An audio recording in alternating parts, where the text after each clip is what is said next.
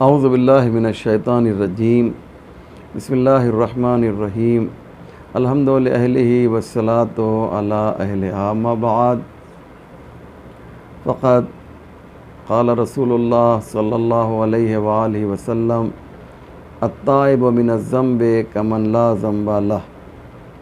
پیغمبر اسلام ارشاد فرما رہے ہیں کہ گناہوں سے توبہ کرنے والا اتنا پاک ہو جاتا ہے کہ جیسے اس نے کوئی گناہ نہ کیا ہو۔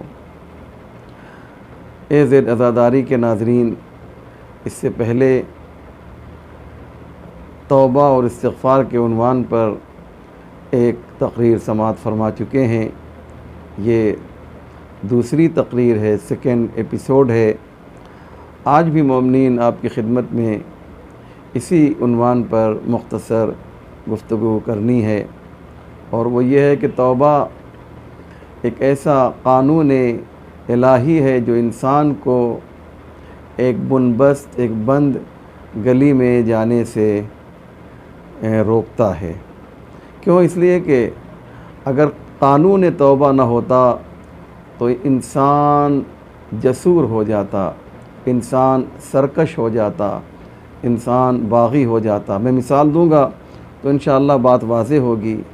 فرض کیجئے کہ اگر توبہ کا قانون نہ ہوتا اور ایک انسان جس کی عمر 50 سال، 55 سال، 60 سال کی ہو گئی ہے اور وہ مسلسل گناہوں سے خود کو آلودہ کر چکا ہے، اس کے دامن پر صرف گناہوں کے داغ ہیں، اور قانون توبہ نہ ہوتا تو وہ یہ سوچتا کہ اب تو ہمیں جہنم میں جانا ہی ہے، لہٰذا اب جتنے گناہ کر سکتے ہو کرو، پروردگار تو ہمیں اپنے عذاب میں مبتلا ہی کرے گا۔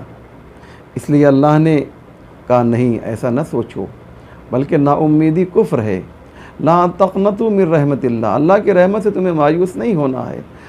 تمہارے لیے کوئی ایسی بند گلی نہیں ہے کہ جہاں سے تم باہر نہ نکل سکو۔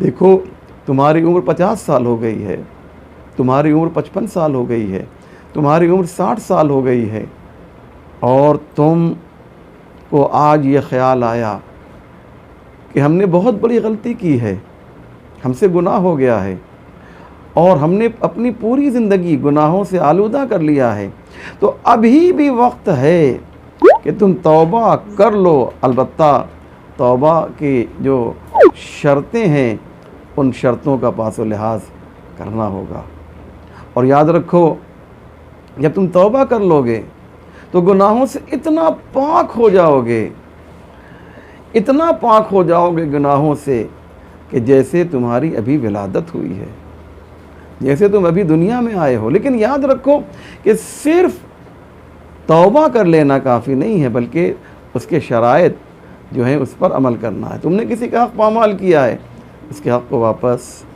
کر دو، اور اللہ تو تم نے جو اللہ کے حقوق کو پامال کیا ہے، نماز نہیں پڑھی ہے، نماز پڑھ لو، روزہ نہیں رکھا ہے، روزہ رکھ لو، جو اس کے حقوق کو تم نے پامال کیا ہے اس حقوق کو ادا کر لو، تو تم گناہوں سے اتنا پاک ہو جاؤ گے کہ جیسے تم نے کبھی کوئی گناہ کیا ہی نہ ہو۔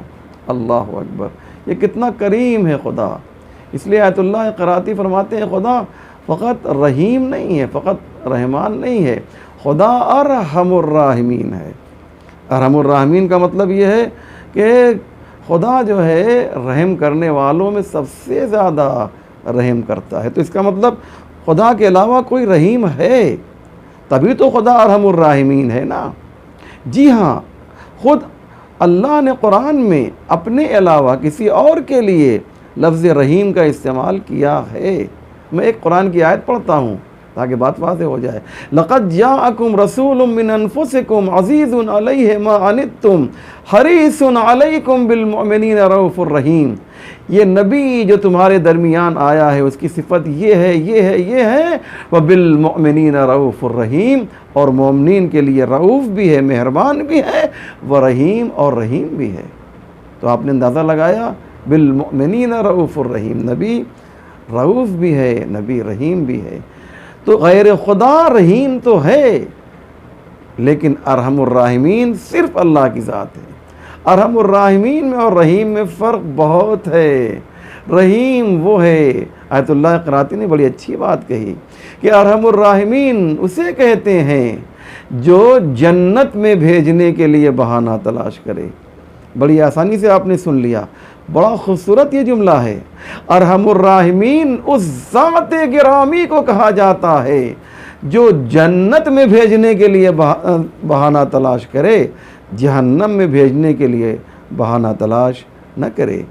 اس لیے آپ دیکھیں کہ چھوٹے چھوٹے جو مسائل ہیں اگر آپ اس کی رعایت کریں تو اللہ نے وہاں پر بھی ثواب عطا کیا ہے۔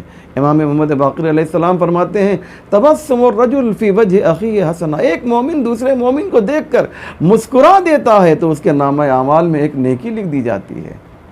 کتنی آسانی ہے نا شریعت میں، ایک نیکی نامہ اعمال میں ایک نیکی لکھ دی جاتی ہے۔ اگر ایک مومن دوسرے مومن کو دیکھ کے مسکرا دے، کتنا پیسہ آپ کا خرچ ہو گیا؟ کچھ نہیں نا، بہت معمولی سا نہیں، معمولی بھی نہیں، ایک مسکراہٹ نامہ اعمال میں ایک نیکی لکھوا رہی ہے۔ یہ کون کہہ رہا ہے؟ یہ خدا کا قانون ہے، یہ اس کا بنایا ہوا قانون ہے۔ میرے بندے میرے کسی دوسرے بندے کو دیکھ کے اگر مسکرا دیتا ہے تو میں اتنا کریم ہوں کہ تیرے نامہ اعمال میں ایک نیکی لکھ دیتا ہوں۔ اللہ اکبر۔ اس لیے ہمیں سمجھنا ہوگا کہ پروردگار ایک ایک چیز کے لیے تیار ہے۔ ایک مومن کی عیادت کرنے کے لیے آپ گھر سے نکلے، دیکھیے کیسے ثواب لٹا رہا ہے۔ تم اپنی زنبیل میں سوراخ نہ بناؤ کہ ثواب اس میں ٹھہرنے نہ پائے۔ تمہیں زنبیل ایسی آمادہ کرنی ہے کہ جس میں ثواب رہ سکے۔ تمہاری جو ٹوکری ہے اس میں سوراخ چھید نہ ہونا چاہیے۔ پروردگار تو تیار ہے ثواب دینے کے لیے۔ ایک مومن دوسرے مومن کی تیمارداری کے لیے، عیادت کے لیے، اگر وہ بیمار ہے تو اسے دیکھنے کے لیے جب جا رہا ہے تو ہر قدم پر ایک ثواب لکھا جا رہا ہے۔ آپ اندازہ لگائیں ثواب کس طریقے سے پیش دیا جا رہا ہے مومن کو۔ ہمیں حاصل کرنا ہے۔ ماہ مبارک رمضان اس میں ہم سب موجود ہیں، اس میں ہر موڑ پر آپ کو ثواب ہے، حاصل کرنا آپ کا کام ہے۔ اگر کوئی عام حالات میں قرآن کی تلاوت کرتا ہے تو اس کو ثواب اتنا ہی ملے گا جو معین ہے، لیکن اگر ماہ رمضان میں قرآن کی ایک آیت پڑھتا ہے تو اسے ایک قرآن کا ثواب ملتا ہے۔ اگر سو جاتا ہے تو اس سونے کو عبادت بنا دیتا ہے۔ ایک سانس لیتا ہے تو سانس کو تسبیح کے ثواب میں تبدیل کر دیتا ہے۔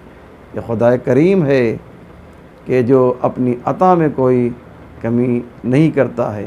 تم اپنے خلوص کو بڑھاتے جاؤ، وہ اپنی عطا کو بڑھاتا جائے گا۔ والسلام علیکم ورحمۃ اللہ وبرکاتہ۔